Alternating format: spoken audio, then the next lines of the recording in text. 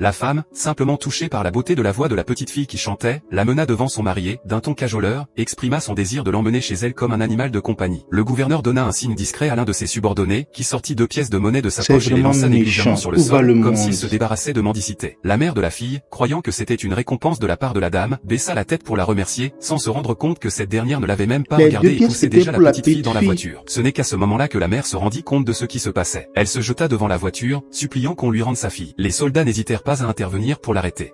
L'un des soldats attrapa alors un gros bâton. Les villageois, bouleversés et impuissants, assistèrent à la scène, rongés par l'angoisse. La petite fille fut emmenée au palais de la dame, où elle devint son précieux jouet. Mais elle n'avait aucune idée de la gravité de la situation dans laquelle elle venait de se retrouver. Le gouverneur local arriva au palais du gouverneur et tenta de convaincre les conseillers de renvoyer la petite fille chez elle. Il savait que le frère de la petite fille n'était pas une personne facile à traiter. Cependant, les conseillers n'écoutaient pas ces avertissements, jusqu'à ce que le gouverneur leur révèle que le frère de la petite fille était déjà arrivé en ville et qu'avec ses capacités, il pouvait se cacher n'importe où.